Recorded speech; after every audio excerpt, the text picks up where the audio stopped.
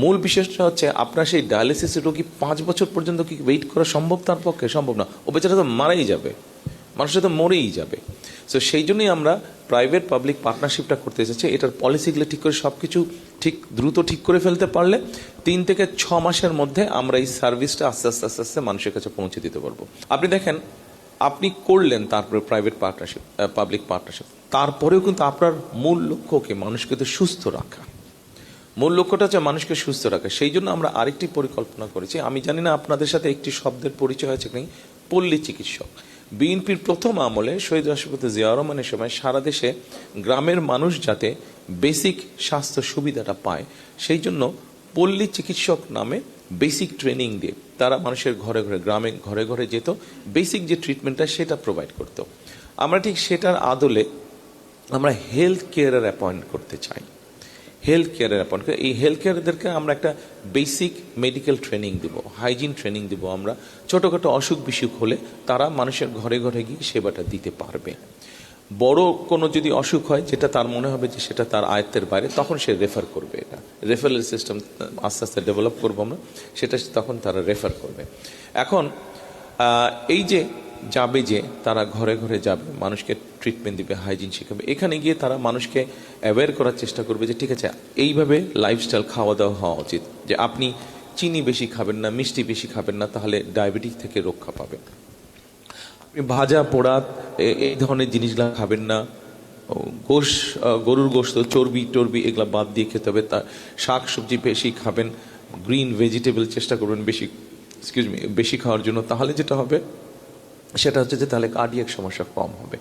এই ধরনের বিভিন্ন বিষয়গুলো মানুষকে অ্যাওয়্যার করবে। কেন অ্যাওয়্যার করবে, কেন অ্যাওয়্যার করা প্রয়োজন, মানুষকে কেন এই বিষয়গুলো জানানোর প্রয়োজন? কারণ ওই যে ওসমানী মেডিকেল কলেজে প্রতিদিন 2000 কিউ হচ্ছে, ওই কিউটাকে আমরা কমিয়ে আনতে চাইছি। আমরা ওই লাইনটাকে ওসমানী মেডিকেল কলেজের ক্যাপাসিটি হচ্ছে 1000 মানুষকে ট্রিটমেন্ট দেওয়ার প্রতিদিন। আমরা যদি এই কিউটাকে ধীরে ধীরে ধীরে ধীরে কমিয়ে আনতে পারি, আপনি তাহলে কিউটাকে কমিয়ে আনলে সরকারের উপরে খরচ কম পড়বে, প্রেশারটা কম পড়বে, খরচের স্টেটের খরচটা কম পড়বে, এবং যেই মানুষগুলো যাবে ট্রিটমেন্টের জন্য সেই মানুষগুলো আস্তে আস্তে বেটার ট্রিটমেন্ট পাবে এরকম। এবং আমাদের বোন যে বললো যে হসপিটালের বারান্দায় মানুষ শুয়ে থাকে বেডের অভাবে, সেটার পরিমাণও আস্তে আস্তে আস্তে কমে আসবে। আসসালামু আলাইকুম, আমি সানজিদা আলম, সিলেট এমএজি ওসমানী মেডিকেল কলেজে 4র্থ বর্ষে। আমার প্রশ্ন হচ্ছে, এই বাংলাদেশে রোগীর তুলনায় সরকারি হাসপাতালের বেড অনেক কম, যার কারণে রোগীরা মেঝেতে শুয়ে চিকিৎসা নিচ্ছেন। আপনার ধারণা আছে মোটামুটি এভারেজে কত মানুষ হসপিটালে বারান্দায় থাকে? অনেক, কিন্তু নর্মালি হচ্ছে একটা কিছুদিন আগে পত্রিকা একটা সংখ্যা বের হয়েছিল, সব সারা বাংলাদেশে অন অ্যান এভারেজ একটা সংখ্যা বের হয়েছিল, সেটা জানা নেই, 40 লক্ষ। 40 লক্ষ। আচ্ছা, তো অনেক সময় হয় কি, বিশেষায়িত চিকিৎসার জন্য ওনারা আর্থিক অভাবের কারণে ওটা থেকেও বঞ্চিত হচ্ছেন। এখন যদি সরকারি হাসপাতালগুলো পাবলিক প্রাইভেট পার্টনারশিপের দিকে আগায়, সেই কর্মসূচিটা বাস্তবায়ন হলে বা সেটা বাস্তবায়ন হলে কতটুকু ইফেক্টিভ হবে, প্লাস হচ্ছে বেসরকারি হাসপাতালগুলো আমাদেরকে কিভাবে সেদিক দিয়ে সেই ভূমিকা রাখবে কিভাবে? আচ্ছা, ধন্যবাদ আপনার প্রশ্নের জন্য। আপনার প্রশ্নটা আমি ডাইরেক্টলি আনসার করবো না, একটু লম্বা করে আমি আনসার করবো, এটার সাথে একটা বিষয় রিলেটেড। বসেন আপনি। দেখুন, আমাদের দেশের সবকিছু হিসাবে যদি আমরা কম্পেয়ার করি, আমাদের জনসংখ্যা 20 কোটির কম না, যে যত কথাই বলুক। আমি 2000 এই দেশ থেকে চলে যাবার আগে পর্যন্ত আমি দেশের আনাচে কানাচে ঘুরতাম, মানুষের সাথে কথা বলতাম। আমি দেখেছি, আমার ধারণা গত মোটামুটি 20 বছরের হিসাব যদি করি, কোনোভাবে 20 কোটির কম নাই দেশের মানুষ। এখন আপনি ধরেন আমাদের ওসমানী মেডিকেল কলেজ, আপনি তো ওখানকার স্টুডেন্ট। জি, আমরা যদি দেখি ওসমানী মেডিকেল কলেজে, এক্স্যাক্ট হিসাবটা আমার ধারণা নেই, তবে উদাহরণস্বরূপ বলছি, ধরেন আপনার ওসমানী মেডিকেল কলেজে প্রতিদিন হসপিটাল কর্তৃপক্ষ সে 1000 মানুষকে ট্রিটমেন্ট দিতে পারে। গভর্নমেন্ট থেকে তাদেরকে যেই ওষুধপত্র দেওয়া হয়, যে সার্জিক্যাল ইকুইপমেন্ট দেওয়া হয়, যে ব্যান্ডেজ বা যে সিরিঞ্জ, যেই মেডিসিন যাই দেওয়া হয় না কেন, 1000 লোককে সে ম্যানেজ করতে পারবে। কিন্তু আপনি যদি সকালে দেখেন, যেহেতু আপনি ওখানে কাজ করেন, নিশ্চয়ই আপনার এক্সপিরিয়েন্স আছে, আপনার না হলে ওখানে 2000 লোকের কিউ হচ্ছে প্রতিদিন 2000 লোকের কিউ হচ্ছে। এখন যতই আপনি তাকে 24 ঘন্টা আপনি ট্রিটমেন্ট দেন না কেন, আপনি 1000 উপরে তো যেতে পারছেন না, আপনার ক্যাপাসিটি ওরকম। এখন তার মানে কি, মানুষ অসুস্থ হচ্ছে, আসছে, কিন্তু প্রপার চিকিৎসা সুবিধা পাচ্ছে না। এখানেই আমরা প্রাইভেট এবং পাবলিক পার্টনারশিপটা নিয়ে আসছি। প্রাইভেট পাবলিক পার্টনারশিপটা কি? প্রাইভেট পাবলিক পার্টনারশিপটা হচ্ছে, ধরেন ওসমানী মেডিকেল কলেজে একজন মানুষ আসলো, আপনার ধরেন কিডনি ডায়ালিসিস করবে। তো কিডনি ডায়ালিসিস করার জন্য একটা মেশিন আছে, আমি শিওর একটার বেশি মেশিন আছে, আমরা উদাহরণ হিসাবে ধরছি বোঝানোর জন্য, একটা মেশিন আছে। এখন এই একটা মেশিন পুরো মাসে হয়তো 100 জন লোককে ডায়ালিসিস করতে পারে, কিন্তু দেখা যাচ্ছে যে ওখানে ডায়ালিসিস করার জন্য যে কিউটা হচ্ছে সেখানে 200 জন মানুষ হচ্ছে। আমার ঠিক প্রাইভেট এখানে নিশ্চয়ই এরকম হসপিটাল আছে যাদেরও একই ফ্যাসিলিটি আছে। কোনো একটা নাম বলতে পারবেন private hospital? Sorry, north east medical. আচ্ছা, ধরেন নর্থ ইস্ট মেডিকেলেও ডায়ালিসিস মেশিন আছে। সেই ডায়ালিসিস মেশিনের ক্যাপাসিটি হচ্ছে 100 জন মাসে। তো আমরা যেটা চিন্তা করছি, আমাদের যেটা পরিকল্পনা আছে, সেটা হচ্ছে আমরা Osmani medical north east medical কলেজের সাথে আমরা কথা বলবো, তাদেরকে বলবো দেখো তোমাদের একটা মেশিন আছে, কিন্তু তোমাদের যেহেতু প্রাইভেট হসপিটাল, তোমাদের খরচ যেহেতু তোমরা বেশি নাও, স্বাভাবিকভাবেই ওরা হয়তো সে মাসে 30 জন রোগী পায়, তার মানে 70টা খালি থাকছে তাদের।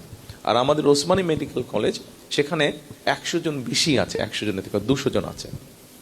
আমরা ওদের সাথে কথা বলে, ওদের সাথে আলোচনা করে আমরা ওদেরকে কি পরিমাণ পেমেন্ট করব, কারণ একটা তো হিসাবের একটা জানাই থাকে যে কি পরিমাণ খরচ হতে পারে ডায়ালিসিস করতে গেলে, একটা ধারণা। তাদেরকে মিনিমাম তাদের একটা প্রফিট ধরে আমরা বলবো যে তুমি কেবিনে রাখবা পেশেন্টকে। কেউ যদি ওয়ার্ডে থাকতে চায় সেটার খরচ সে নিজে দিবে, বাট কেবিন পর্যন্ত সরকার বহন করবে। তখন আমরা ওই যে 70 জন, ওখানে যে 100 জন আছে, 100 জন থেকে আমরা সরিয়ে নিয়ে এসে এদেরকে নর্থ ইস্ট মেডিকেল কলেজে তাদেরকে আমরা দিব। এটাই হচ্ছে বেসিক থিওরি, যেটা আমাদের বেসিক পরিকল্পনা, যে প্রাইভেট পার্টনারশিপ। অর্থাৎ কারণটা এই জন্য, আপনি দেখেন, আপনি যদি এখানে এখন ওসমানী মেডিকেল কলেজের যদি সেকেন্ড শাখা আপনি খুলতে যান, আপনাকে আজকে প্ল্যান করতে হবে, জমি অধিগ্রহণ করতে হবে, বাজেট স্যাংশন করতে হবে, মেশিন আসবে, কন্ট্রাক্টর হবে, টেন্ডার হবে। একটা রাজনৈতিক সরকারের মেয়াদ সাধারণত 5 বছর। By the time you finish the hospital, তার কাজ যখন শেষ হয়ে যাবে, রুগী যখন সেবা পাবে, ততক্ষণ একটা সরকারের মেয়াদ শেষ, রুগী হতে সেবা পাবে। কিন্তু মূল বিষয়টা এখানে না, সরকারের মেয়াদ শেষ এটা মূল বিষয় না। মূল বিষয়টা হচ্ছে আপনার সেই ডায়ালিসিসের রোগী 5 বছর পর্যন্ত কি ওয়েট করা সম্ভব? তার পক্ষে সম্ভব না, ও বেচারা তো মারাই যাবে, মানুষের তো মরেই যাবে। সো সেই জন্যই আমরা প্রাইভেট পাবলিক পার্টনারশিপটা করতে এসেছি। এটার পলিসিগুলো ঠিক করে সব কিছু দ্রুত ঠিক করে ফেলতে পারলে 3 থেকে 6 মাসের মধ্যে আমরা এই সার্ভিসটা আস্তে আস্তে মানুষের কাছে পৌঁছে দিতে পারবো। এই ক্ষেত্রে আমরা যেটা সিদ্ধান্ত, মোটামুটি পরিকল্পনা আছে, সব রোগের ক্ষেত্রে বিষয়টা হবে না। যেগুলো নর্মাল রোগ সেগুলো করতে হবে না। এটা হতে পারে কিডনি রোগের ক্ষেত্রে, এটা হতে পারে কার্ডিয়াক পেশেন্টের ক্ষেত্রে, এটা হতে পারে ক্যান্সার পেশেন্টের ক্ষেত্রে। এরকম যেগুলা সিরিয়াস টাইপের অসুখ বিসুখ, সেগুলোর ক্ষেত্রে আমরা প্রাইভেট পাবলিক পার্টনারশিপটা এরকম একটা পলিসি আমরা তৈরি করতে যাচ্ছি। এখানে আমরা আরেকটি আপনাদের সাথে অ্যাড করি। আপনি দেখেন, আপনি করলেন তারপরে প্রাইভেট পার্টনারশিপ, পাবলিক পার্টনারশিপ, তারপরেও কিন্তু আপনার মূল লক্ষ্যকে মানুষকে তো সুস্থ রাখা, মূল লক্ষ্যটা হচ্ছে মানুষকে সুস্থ রাখা। সেই জন্য আমরা আরেকটি পরিকল্পনা করেছি। আমি জানি না আপনাদের সাথে একটি শব্দের পরিচয় আছে কি, পল্লী চিকিৎসক। বিএনপির প্রথম আমলে শহীদ রাষ্ট্রপতি জিয়াউর রহমানের সময় সারা দেশে গ্রামের মানুষ যাতে বেসিক স্বাস্থ্য সুবিধাটা পায়, সেই জন্য পল্লী চিকিৎসক নামে বেসিক ট্রেনিং দিয়ে তারা মানুষের ঘরে ঘরে, গ্রামে ঘরে ঘরে যেত, বেসিক যে ট্রিটমেন্টটা সেটা প্রোভাইড করত। আমরা ঠিক সেটার আদলে আমরা হেলথ কেয়ারের অ্যাপয়েন্ট করতে চাই। হেলথ কেয়ারের অ্যাপয়েন্ট করে এই হেলথ কেয়ারদেরকে আমরা একটা বেসিক মেডিকেল ট্রেনিং দিব, হাইজিন ট্রেনিং দিব। আমরা ছোটোখাটো অসুখ বিসুখ হলে তারা মানুষের ঘরে ঘরে গিয়ে সেবাটা দিতে পারবে। বড় কোনো যদি অসুখ হয়, যেটা তার মনে হবে যে সেটা তার আয়ত্তের বাইরে, তখন সে রেফার করবে। এটা রেফারেল সিস্টেম আস্তে আস্তে ডেভেলপ করবো আমরা, সেটা তখন তারা রেফার করবে। এখন এই যে যাবে, যে তারা ঘরে ঘরে যাবে, মানুষকে ট্রিটমেন্ট দিবে, হাইজিন শেখাবে, এখানে গিয়ে তারা মানুষকে অ্যাওয়্যার করার চেষ্টা করবে যে ঠিক আছে, এইভাবে লাইফস্টাইল খাওয়া দাওয়া হওয়া উচিত, যে আপনি চিনি বেশি খাবেন না, মিষ্টি বেশি খাবেন না, তাহলে ডায়াবেটিস থেকে রক্ষা পাবেন। আপনি ভাজা পোড়া এই ধরনের জিনিসগুলো খাবেন না, গরুর গোশত, চর্বি টর্বি এগুলো বাদ দিয়ে খেতে হবে। তার শাক সবজি বেশি খাবেন, গ্রিন ভেজিটেবল চেষ্টা করবেন বেশি খাওয়ার জন্য। তাহলে যেটা হবে, সেটা হচ্ছে যে তাহলে কার্ডিয়াক সমস্যা কম হবে।